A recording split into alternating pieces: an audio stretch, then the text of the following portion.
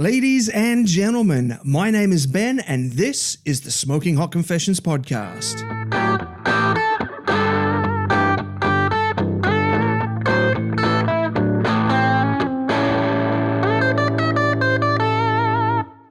This is episode 6 of season 4 of the Smoking Hot Confessions podcast. In this season, I've been flying, driving, walking, eating, and talking my way around Australia. I've been going to the best barbecue festivals all over this wide brown land and having some fascinating conversations with some of the biggest names in the game and some up-and-comers too. In this episode, I get to stay pretty close to home, heading down to the Bangalow BBQ and Bluegrass festival. It's a competition and festival whose sole purpose is to raise money for local schools, so I always make sure I'm there doing what I can to help out. Before we get started, I do have a couple of announcements. For some time now, I've had my ebook, 27 Lessons Learned from Competition Barbecue, available for free on the website. I've recently put together a second edition of that book, working with a professional graphic designer, and I'll be releasing that soon. Which means that the free first edition is only going to be available for another 2 weeks. After that, the second edition will be available for purchase, and there's even going to be a second book available. But I'm keeping the details on that under wraps for now.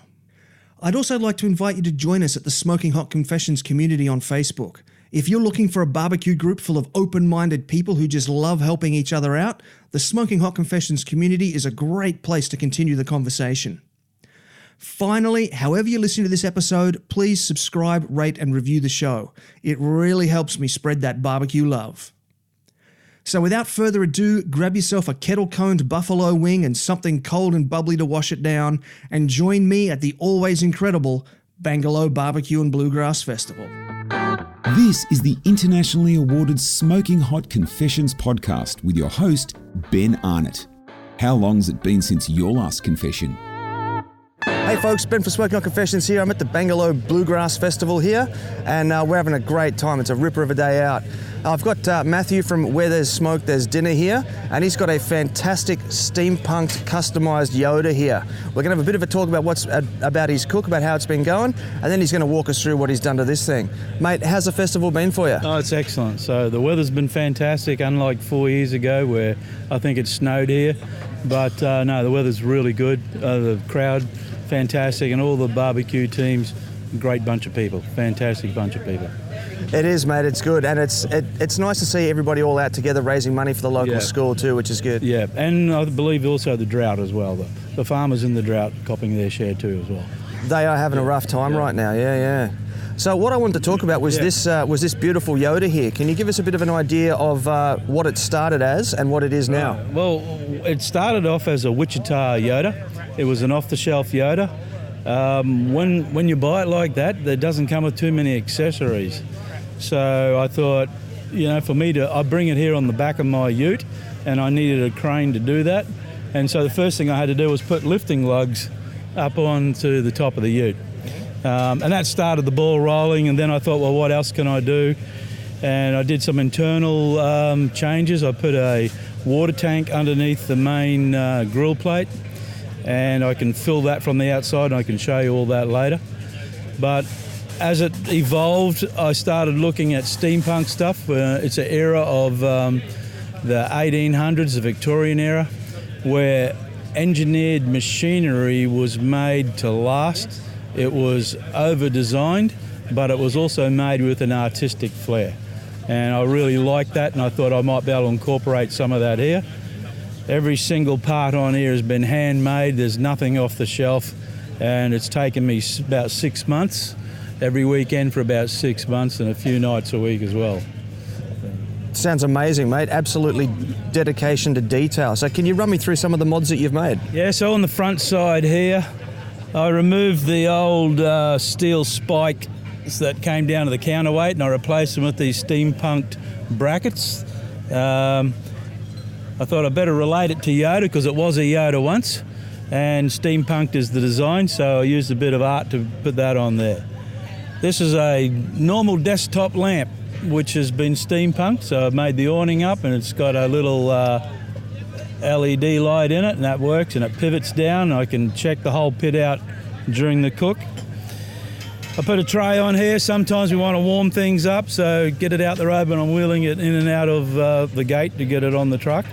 That's just made out of normal copper tube, plumber's tube, so all silver soldered together. I've recently had some laser cut wheel trims done, and I made the centre stainless steel spaces up just to give it that steampunk look as well. Stop those discs from coming adrift. I put a standard shelf up above the original one and didn't have enough shelving on it, very poorly designed from Yoda. So if you come this way, it's got a 65 litre water tank on it. It's made of 316 marine grade stainless steel, so that's for potable water. So, and you can see here it gets quite hot. It'll get to 100 degrees and just stay there for the whole cook.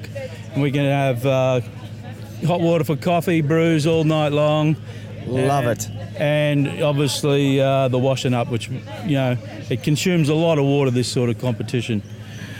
Put a spacer plate on the front for two purposes. One, to stop the little kiddies touching the 100-degree hot plate behind it, and also it insulates the box a bit and the water stays hotter a bit longer. All right. So down the back end here, have and this is a artillery shell off the HMAS Parramatta. It was my brother's ship that he served on when he was in the Navy. He brought this home and said, "Here, have one of my rifle bullets." And I've converted this into a toolkit. So it has all the necessary nuts and bolts and springs and washers and all that sort of stuff, because there's a little bit of fine tuning in some of the other components. I just welded plates on that and copper fitted that on top of that. On the back end here, I've put a gate valve handle with a locking lever so I can set the locking position for the draft, for the air to flow through the firebox. This warming tray here lifts up, so you can warm your cuts or meals or whatever. And I put a barbecue plate on top here for cooking up the bacon and eggs in the morning. Works really well. I put a steampunk umbrella on it, so I stripped down an umbrella and just painted it gold and had these lights hung on it, and it gives great light throughout the night, so it just sort of gives that extra steampunk look. It is very cool. Yeah, so if you come around the front here then, we've got this section of pipe here is for cold smoking. So I've got a little Jack Daniels tin that I put a little fire in and put some oak or something like that in, and it'll I got a fish pump as well, and the fish pump just pumps the smoke in there, so you don't have the heat coming with it. And then over here is the working end. So this is an outside thermometer, just gives us the area temperature out here. And then the working mechanism here, inside this chimney is a choke, and I can control the choke with this little tap handle here. Again, typical steampunk, over-engineered and built for art. And of course we have a Grand Central timepiece at the front. The rest of the decorations is a bit of scroll work here and there. But this little container here, this pipe here, it actually fills the water tank on the inside. So I can fill it from the outside, so I don't have to open it up and lose the heat. And once the level comes up too high, it'll actually overflow on the outside and not the inside. Very clever. So it doesn't quench the inside of the chamber. And around the front I got my Ace of Spades bottle opener. Opened a few cans this weekend and drinks. And the last thing is right around the front is a 1942 fire extinguisher off a Blitz army truck. Oh wow. So, and it works. So you can undo the whole thing just spring loaded on there. That cap comes off, fill it full of water, and it's like a big super soaper. And I thought I'd do a little bit of artistic flair on top here, so I cut and ground down a chunk of steel, a pretty big chunk of steel, to make this crown up for the top of the chimney. And that's about it. Mate, it's very obvious that you are seriously in love with this smoker, and the work and the love and the care that you've put into it is obvious. Thank you so much for taking the time today to show me around and explain everything, and it is very, very impressive. Excellent. All right, thanks for the time. Excellent. Thank you. Bye. Hey folks, Ben from Smoking Hot Confessions here. We're at the Bangalow Bluegrass and Barbecue Festival, having a great weekend out.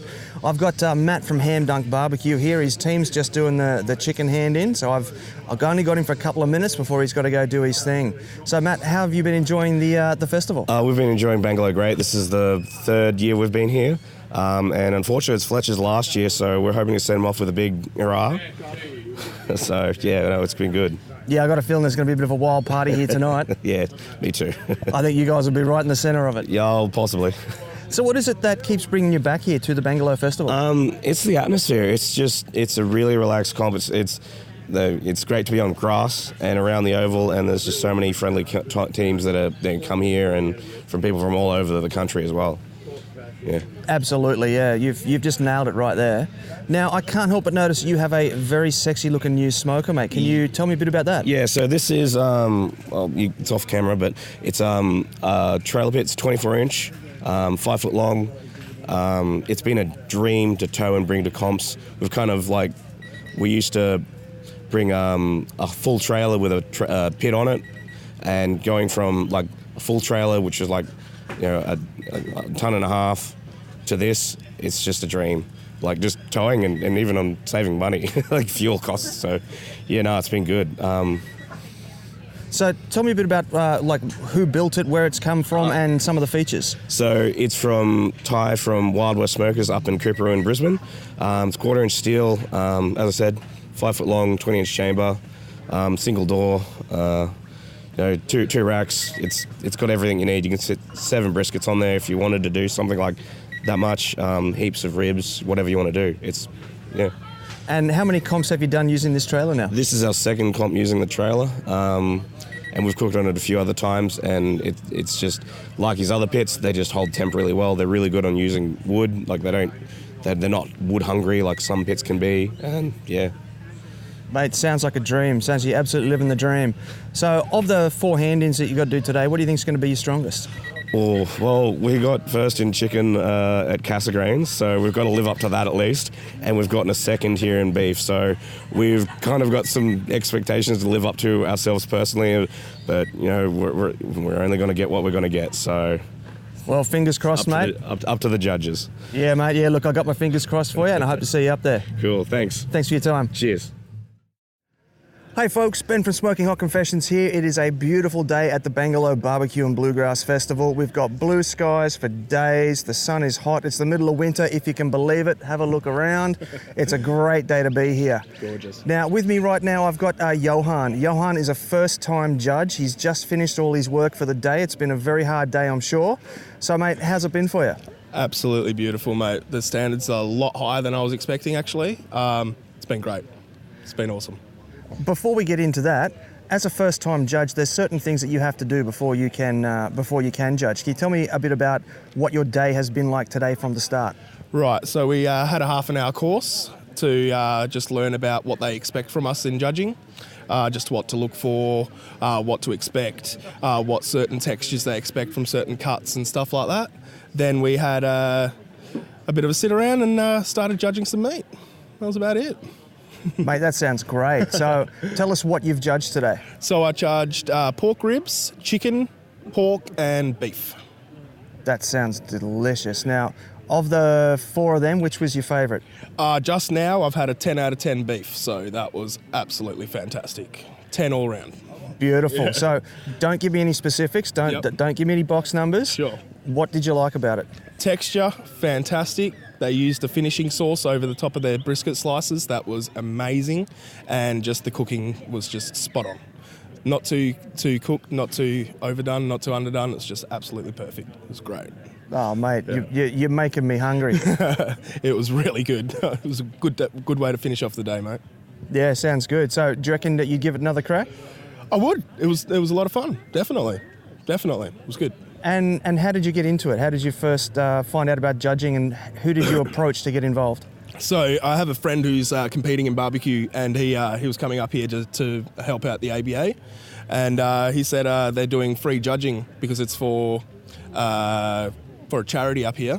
So he got me to come up and put my name down, and here I am. Easy peasy, mate. Easy peasy. So what's for dinner? Steak, I think. Nice. Well, mate, thank you very much for your time. Not a I worry at all, appreciate Ben. getting your feedback on the process. Thank you, mate. And I'll see you again next time. Will do. Have a good day. Hey, this is Stan Hayes with Operation Barbecue Relief, and you're listening to Smoking Hot Confessions. Hey folks, Ben from Smoking Hot Confessions here at the Bangalow BBQ and Bluegrass Festival. You can hear the music, it's a great day out, we're having a wonderful time. And with me right now I've got Simon from 50 Shades of Pork, one of the most clever barbecue names that you're going to come across. Mate, how's Bangalow been treating you? Well, loving Bangalow, it's a beautiful day. The music's rocking with its all bluegrass thing, and look, people are having a great time. We love this competition. Now, how many times have you been to Bangalow? This is our fourth time. So we weren't here the first competition they had, but we've been to every one since and plan to keep coming back. And what is it about the Bangalow Festival that does keep you coming back? It's the atmosphere. We have a really great atmosphere. People are here just to have a good time. Sit around on the grass, you've got kids running around. It's a family affair. It's just a nice, relaxing competition to do. Yeah, it is a good chance to get out in the sunshine with some mates and cook some barbecue. That's exactly right. This is the perfect sport for men, after all. Go camping with your mates, maybe have a drink or two, and cook some awesome food. Maybe. Yeah, So, of the four hand-ins, Yep. run me through what you've done. first off was chicken, and there was a like a jerked chicken style that we did on nice. chicken wings, wingettes. Yeah. And so they were really nice. So we don't know what's going to happen with that. That's something different to what we normally do, where you normally do thighs, drumsticks, breasts, all those sort of things. This is a bit out there for us. Second was ribs, and we just got all our ribs out of the one rack, so they all line up perfectly, and I think they tasted nice. We'll find out, don't know. Next was pulled pork, and we had really good money muscle on this one, and sometimes you don't get it right or whatever else. Nailed it on this one, and also had some pulled in there, so you got a bit of options. And finally with brisket, we had a usual flat and burnt ends. Mate, that sounds divine. So which was your favourite of those four? The favourite is the pork ribs, because I cooked them. Yeah, I think the pork ribs were really nice. But it's always up to the judges. It's all about flavour profiles, what they like, what we like, may not be the same. Right, yeah. Now, you're sort of renowned for cooking on some DIY smokers. What sort of things have you been cooking on? Well, we have, with 50 Shades, we have a couple of homemade drum smokers. Mark and Chris both have those. And I have my Texas Ranchero, which is available from Barbecues Galore at $350, I think it is. It's a terrible smoker. But if you modify it a lot... Sorry, Barbecues Galore. Sorry, Barbecues Galore. It's a shocking smoker. But if you do some small modifications to it, it actually turns out really good. So, for example, I did a 10-hour cook last weekend with one bag of heat beads and 2 logs. Wow. Like two oak logs. 10-hour cook at 120 degrees, flatlining. Oh, wow. Yeah. When I first bought the mighty Texas Ranchero, I couldn't do anything like that. I had real problems with temperature control. It was very uneven in temperatures across the whole cooking surface, whereas now I've got a 2 or 3 degrees difference from one end to the other. Right. Yeah, and just playing with things like that, fixing the ceiling, putting insulation in it, extending the stack, putting new wheels on, putting a temperature controller on it, lights, water injection, humidity detection, because I'm trying to detect I'm actually detecting the humidity inside the smoker when it's cooking. Ooh, that's interesting. Yeah, not many people have tried that or done that, but anyway, I've got it working. And what else have I done? Not much else. I've got alarms on it, timers, yeah, Bluetooth. So what's your background outside of barbecue? I am an electrical engineer by trade. And I have spent most of my career working in industrial control systems. Okay. So, Gotcha. building all that sort of stuff was bread and butter sort of for me. It was pretty easy. It wasn't that hard at all. Yeah. But that's because I knew what to do. Because I designed the whole thing before I actually built anything. And it took a year of planning and buying all the componentry and doing layouts of how big a control panel I could put on it, on the smoker, and where I could put it, and which dictates how many gadgets you can actually do.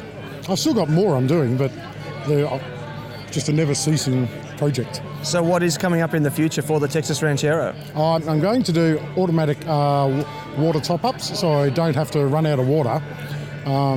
So I've already got half of that in. I've just got a few relays and things, and it's all good to go. Other things I'd like to do is actually work out a way of doing humidity control. So now that I've got the water almost set up so that it'll run for a day without any intervention, and I need to be able to control the flow of water and in turn how much humidity I've got. Because if I can control the temperature and the humidity throughout the stages of a cook, I've turned it into a combi oven. Yeah, definitely. With smoke. and I think that gives you more options and more control over the cooking process. Because to be honest, most barbecues, I mean, you know me, I've cooked on a filing cabinet for quite a while. It's pretty rough and ready.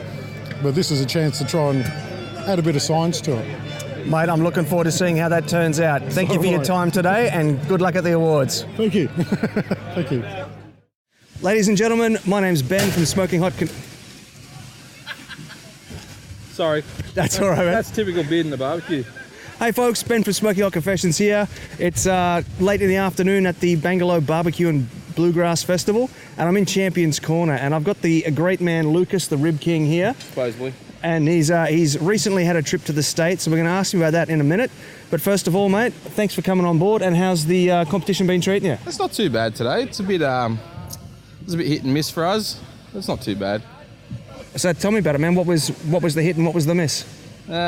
Hit was probably chicken and ribs again. Miss was probably definitely brisket today. Oh, what happened there?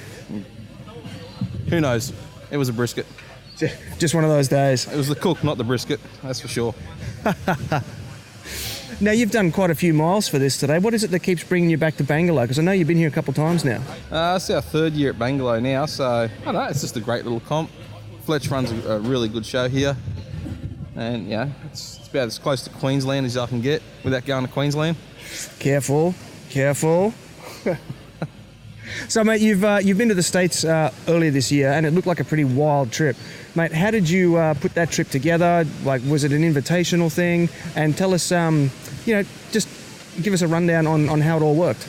So pretty much me and Daniel White from Country Boys teamed up, as we always do. So we used, the Meat Stock Auckland win to gain entry to an Sonny's Invitational comp in Orlando in Florida. It was pretty elite. There was the best of the best there, and you could feel free to name drop. Scoring cards come out, you could tell. Yeah. So it wasn't bad. So we learnt a lot there, that's for sure. And was that the only comp you did, or did you do like a whole bunch of them? No, we just did that one. It was pretty much, it took up most of our time. Just trying to organise it. It doesn't sound like much, but it's not like I can just hook up the trailer, tow it up the road and start cooking. There's a lot of logistics involved in organising yourself to do a comp in the US. Absolutely. Now, just you mentioned towing a trailer. Tell us a bit about the rig that you were travelling around in. Well, we hired a 40-foot RV. It was pretty nice. So I don't know what it was, but it was a really nice RV. A little bit older. It had a fair bit of stick in it too. It went pretty good. And then, so we hired that for, I think it was about a week total we had it for. So when we weren't at the comp or getting ready for the comp, we were just driving around Florida and South Georgia in it pretty much. Georgia, now did you get to try the barbecue in Georgia? Yeah, we did actually, and surprisingly some of it was really good and some of it was really bad. Interesting. And what seemed to be the differentiating point? I suppose the newer type of barbecue you'd call it. So the slightly more hipstery shop was better than old Nana's shop that we tried. That was for sure. Really? Yeah, which was a surprise to me. I thought it would have been the opposite, but I don't know. It's just the way it goes sometimes, I guess. Yeah, very interesting. And so what were you cooking on over there? So over there, we actually had help from Chad Griffin and what's his name? Not Chad Griffin. Chad Ward and Carl Griffin. There you go. I've got their names back to front, sort of mixed up. So Chad's the Traeger rep, of course, sales rep. So we used one of his spare trailers, which is full of Traegers, of course. Hooked that up behind the RV and towed her off to Sunny's. Mate, that sounds lovely. So have you got any plans to head back there again next year? We will try, but we don't know yet. We'll see. You got to win that invitational spot. Well, that Sunny's comp's gone now, so they don't actually do it anymore. That was the last year, this year. Oh, no. So, I don't know. We'll find something to do, I guess. The Royal or Memphis in May or something like that? No, we'll probably find something a little bit more secluded. A little bit lower key, a little bit more rural, go in there, murder the competition. I don't know about that. Well, look, mate, thank you for your time, and I'm pretty sure I'm going to see you up on stage, because I usually always do. And congratulations on winning Q for a Cause there a few weeks ago when I was down there, and I saw you there. That was a little surprise, that one. It was good. Real late notice, and rocked in pretty late, cooked some good food, and rocked on out. Well, didn't you only decide you were going to do it like 48 hours before or something? About 2 days before, when one of the other teams pulled out. And I was actually supposed to judge that comp instead, so I just, Scotty from East Blaxland hooked me up with some meat, and the rest is sort of history now. Great work, mate, great work. So look, thanks for your time, I appreciate it, and I'll catch you around the traps. No worries, thanks Ben. Hey folks, Ben from Smoking Hot Confessions here. We are about an hour short of presentation. It's all done and dusted. The boys are kicking back, relaxing now. And I've got with me Rob from Smoking Hot and Saucy here. Mate, how has Bangalow been treating you? Mate, it's always a good comp. This is our second year. When we come up, we do everything. So we did the whole hog, plus the 4 categories. Whole hog cook this year was really, really good. Turned out fantastic. So hopefully, we came third last year. Hopefully we get a better call up next year with that one. And I think all the other cannons are pretty good. So it's a great comp, good friends, good atmosphere. The music's great. And I think they do a great job up here. So we'll try and continue to come up every year. Yeah. It is a good one. It is a good one, yeah. I think that was Keith. Yeah. I've got some pretty funny team members. They think they're funny. Yeah.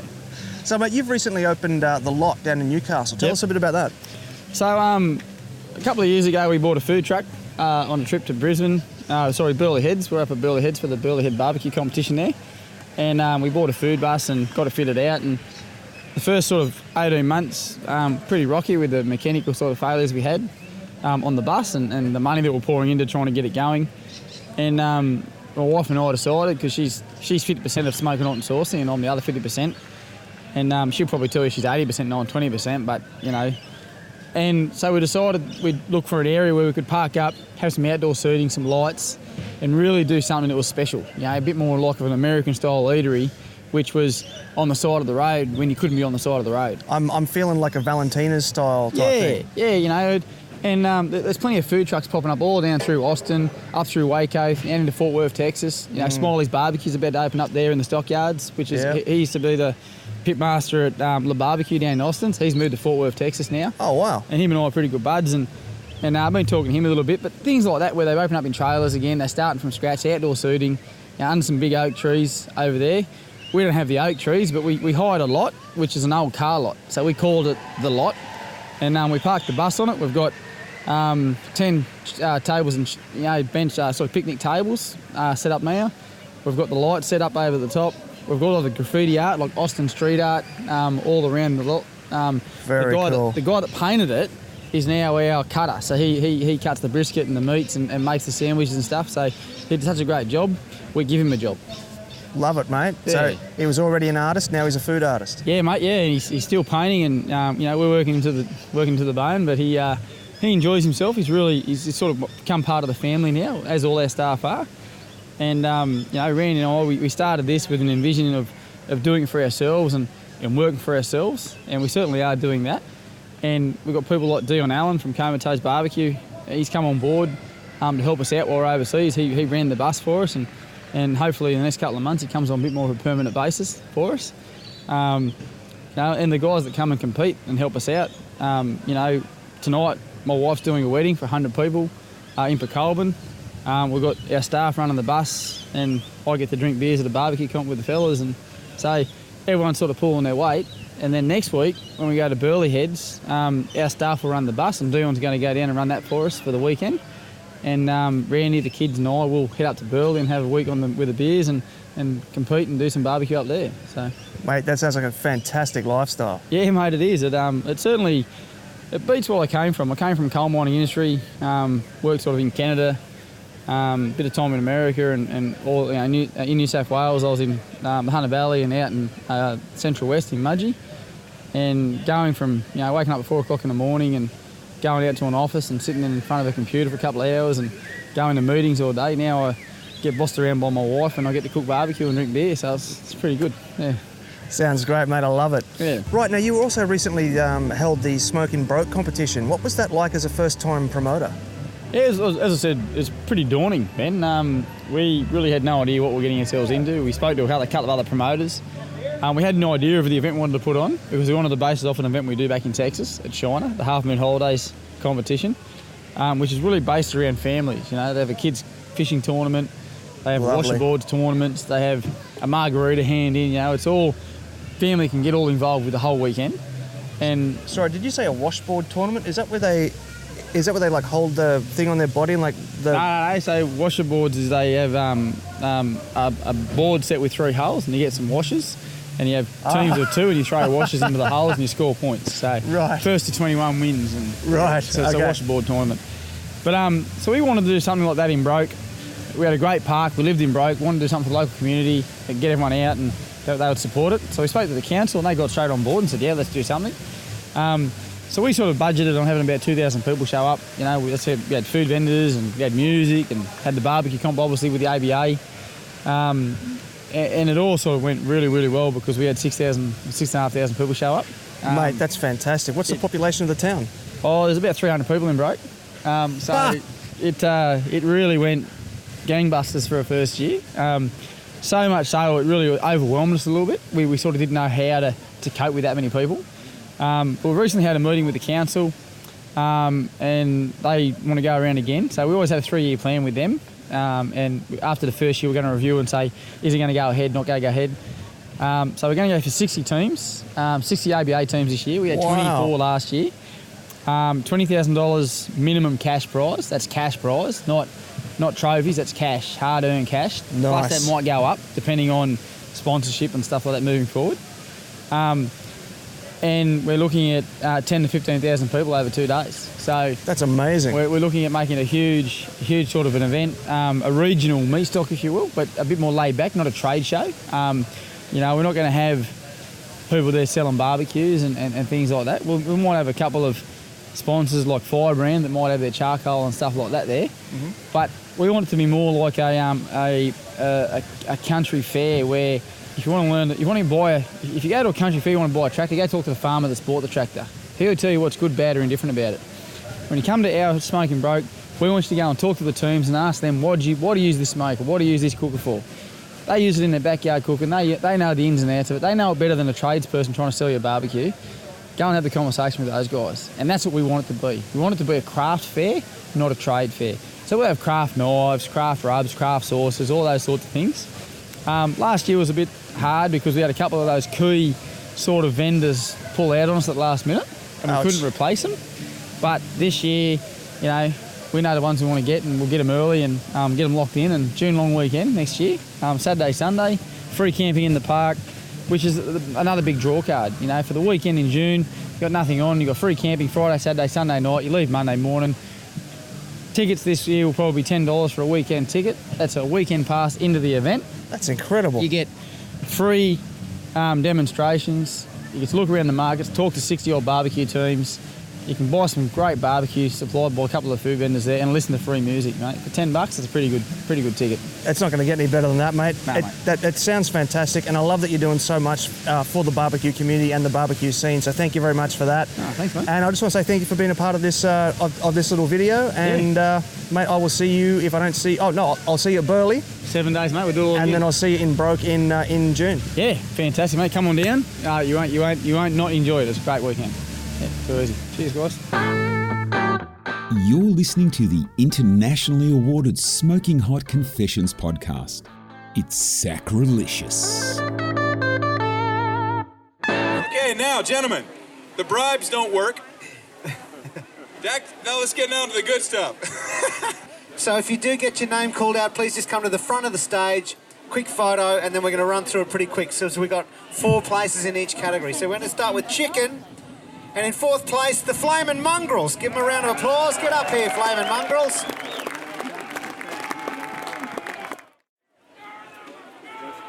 And so while they're making their way up here, 3rd place is Country Boys BBQ. Give them a round of applause. Get up here too. And 2nd place, it's Highland Q. Highland Q, make your way up here. Ladies and gentlemen, I just want to take a second to tell a little story. So, at every barbecue competition, we have a number of people who've done it several times before. They've been around the country. Some crazy lunatics have 17 weekends like this in a year trying to perfect their art.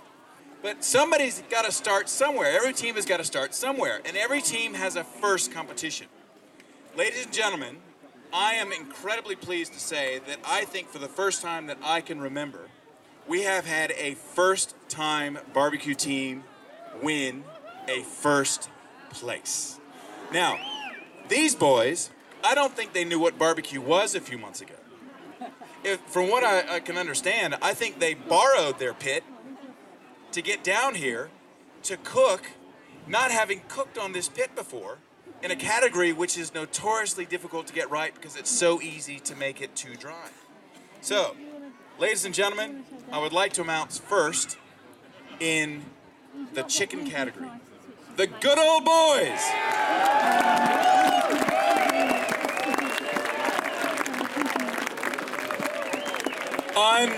Unbelievable.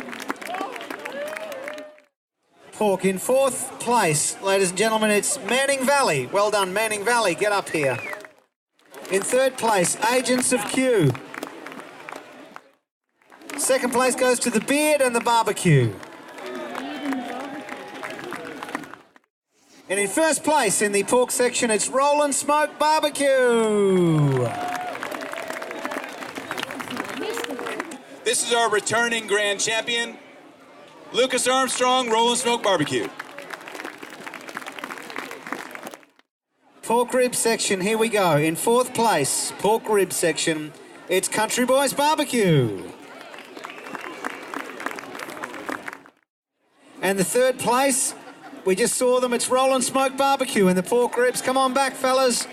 Roll it on back, Roll and Smoke Barbecue for 3rd place in the pork ribs. 2nd place in the pork ribs goes to Double Barrel Barbecue. Well done, boys and girls. Double Barrel Barbecue taking out 2nd place in the pork ribs section. 1st place in the pork ribs section this year goes to the Brizzy Basters. Hey! Popular choice. The next category we are announcing is the beef category, and in 4th place in the beef category, we congratulate Smokin' Hot and Saucy for 4th place in the beef category. Smokin' Hot and Saucy. 3rd place in the beef section goes to Country Boys Barbecue. 2nd place in the beef category goes to Big Smoke Barbecue. Hooray! Big Smoke Barbecue, 2nd place.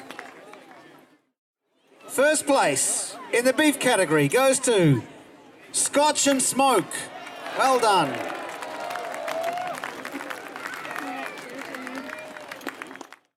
Okay, Fletch, we're doing the whole hog. In fourth place in the whole hog category, we have the Flaming Mongrels. So, ladies and gentlemen, this is a special category. It's outside of the championship points category. It's something I do as an optional extra. I'm a boy from Tennessee, and in Tennessee we got hogs. We don't got steers, we got hogs in Tennessee. So there's a very magic and special process, which if you can cook that hog all at once, it's one of the most challenging and complex of barbecue feats. You have to have a huge pit. There's different cuts of meat in all different sections of the animal. And to pull that off looking good on the outside and tasting good on the inside is extraordinary. The runners we had this year. Yes! And in third place in the whole hog, we have the Country Boys Barbecue. Third place, Country Boys Barbecue. Come on back, fellas. Second place in the whole hog goes to Brizzy Basters. Go Brizzy Basters. Second place in the whole hog category.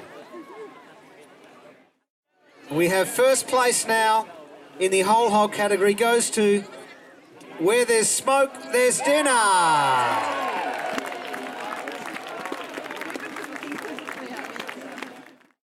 And ladies and gentlemen, we are now down to the important part, or the most important part of today's barbecue competition awards.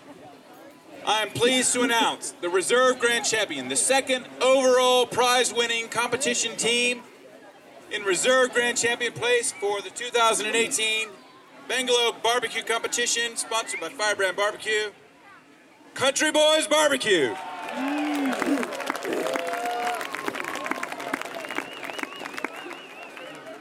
These guys are really so incredibly accommodating. They're incredibly generous. They cook massive amounts of meat for everybody. They've done whole hog as well as the full competition. To actually pull this out to place in the whole hog and the main comp is extraordinary. Gentlemen, congratulations.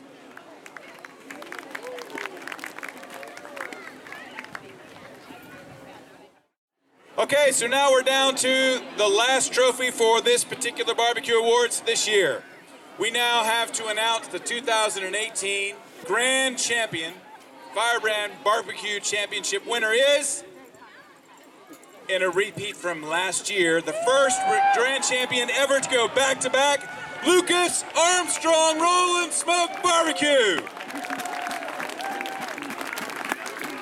Ladies and gentlemen, please give a huge round of applause to one of the most dedicated and successful men in barbecue. This is his third first-place competition winning performance out of 3 events he's competed in, 3 in a row. This is three-peat, ladies and gentlemen. He came in hoping for a repeat. I came in, told him he had no fat chance, none whatsoever. Was he ever going to do it? No one's ever done it. He is our first repeat champion. We are so pleased to have him here as the winner. He's actually moving faster than what you would think. He would be here already, except everybody's congratulating him. He's got such a huge heart. Everybody loves this man. He really is the heart and soul of barbecue that I see, and certainly what he does for us at this competition. We'll just give him a few moments. He's probably teared up, can't see where he's walking. And ladies and gentlemen, thank you so much to Firebrand BBQ for making our competition here possible. Thank you to all the barbecue teams for your incredible effort. Nearly 50 teams, cooking all night long, traveling for thousands of miles. We had one team come all the way from Tasmania just to be here, put their pit on a boat on the flyer to get it over here, and then drive all the way up from Melbourne. Extraordinary effort from all these guys, all these folks. Thank you very much, everybody. Now, let's get back to some music.